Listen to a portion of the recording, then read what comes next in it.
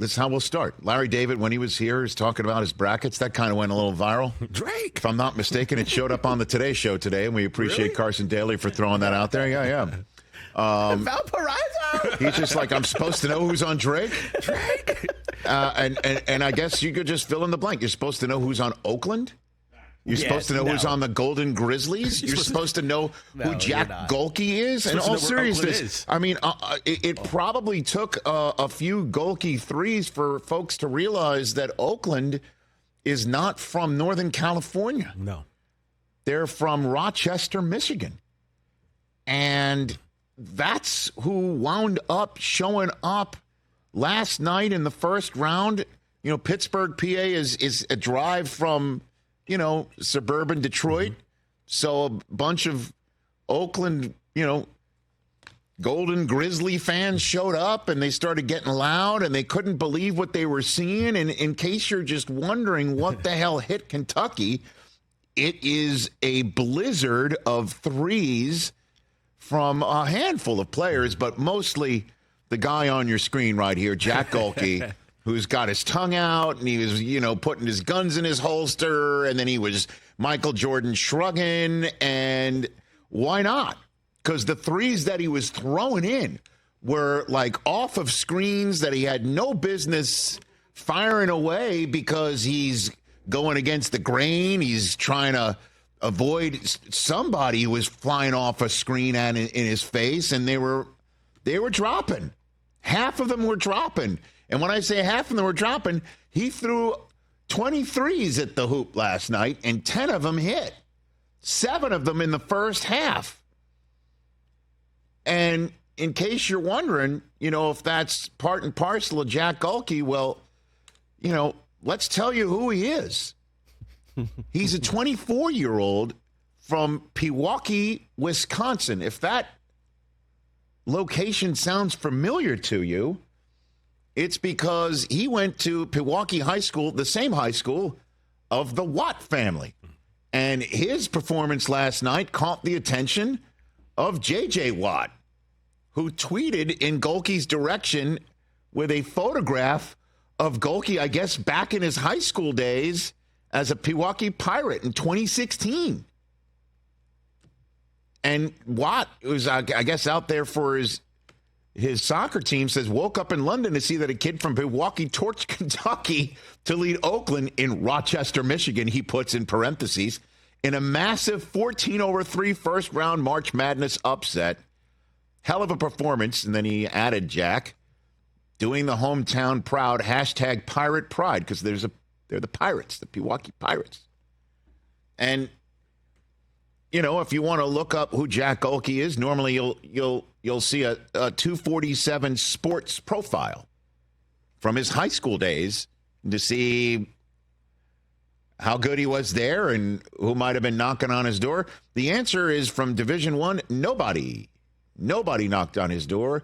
If you're looking for his 247 sports profile, you won't find it. It doesn't exist. He wound up going to Division II Hillsdale College, also in the state of Michigan. And in case you're wondering how he did there in Hillsdale, go to his collegesportsreference.com page, and you don't know. They don't have the stats from Hillsdale. Are we saying he never played? Is that what this is? No, you could see that he was there, and he redshirted in his first season of 2018-19, but the next 4 seasons, they don't have the numbers. No. Then you see him there when he went to Oakland. The numbers are there from Oakland. They kind of put him on the radar screen there. But you can also see he's been at it 6 years. That's crazy. And apparently when he was in Hillsdale College, to make ends meet after games, he would hop in a car and had every rideshare app at his disposal for him to perform the duties of a driver, Lyft, Uber, all of them. And he would drive around, and he'd go to other colleges, college towns. So he would drive people home from the game that he was playing in. Well, I don't know if he did that. We can ask him when he joins us in hour 2. That would be amazing. But this is what he's doing. And then he decides to give it one shot elsewhere, and the only program, D1 program, that said come here was Oakland. And boy, did he go there. Yeah. And taking a look inside the stats to see finally 10 of 20 from three. And by the way, no 2-point shots. None. At all. He's allergic to He them. is not going to trifle with such things. Inside the arc. Get out of here. It's too close. It's too close. He, on the season, looking at the stats we know about, attempted 347 threes and made 131 of them. And of the 2-point variety, he attempted the grand total of 8 of them. How's that even possible? 2-pointers. This guy is my spirit animal. So he's definitely not cherry picking. 8 2-pointers made for him, shooting 50% from the floor inside the arc. Gohlke. I love this guy. As does most of America now. Even though I had Kentucky to win the whole thing. Well, I mean, and it'll be interesting. It's so rare for you to personally meet your bracket buster. Yeah, exactly. As you will in hour 2. I love it. But as soon as he did this and I learned about him, and thankfully our booking staff top notch, I'm like, bring me Jack Gohlke. And here's what's so great about March Madness. The second round game to advance to the regional semifinal in the South region is 11th seeded NC State, which, as we all know, went on a run in the ACC tournament. And they have their own new favorite player of America. And mine. You love this kid, right? Oh, he's my new favorite guy. J.C. Brand. Pardon me, J.C. Burns. Pardon me. DJ Burns. Jesus. DJ Burns. Start over, Rich. There's a lot of names we weren't familiar with until about 3:30 the yesterday. crazy thing is I saw the man. kid play in the ACC tournament, and I was with a buddy of mine who was, a Virginia Cavalier grad, and he's just like, this isn't fair. Rich, you're not supposed to know who plays on NC State. How come? NC State. I should know.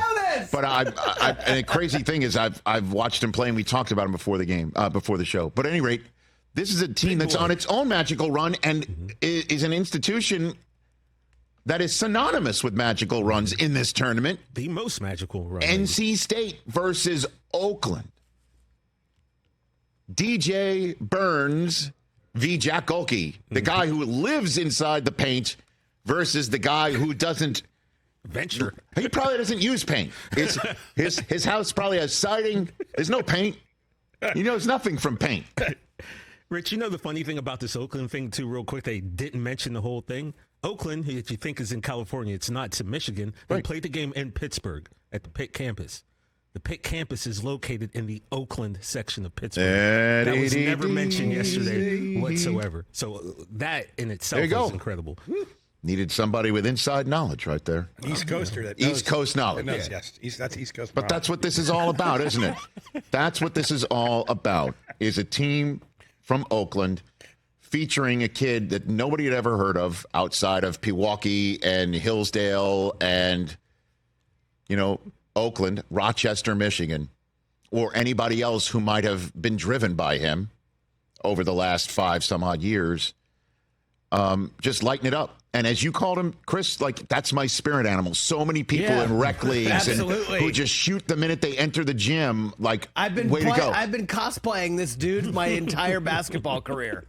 And he didn't start. He got in the game at the 15:55 mark of the first half, missed his first 2 threes. Missed his first 2.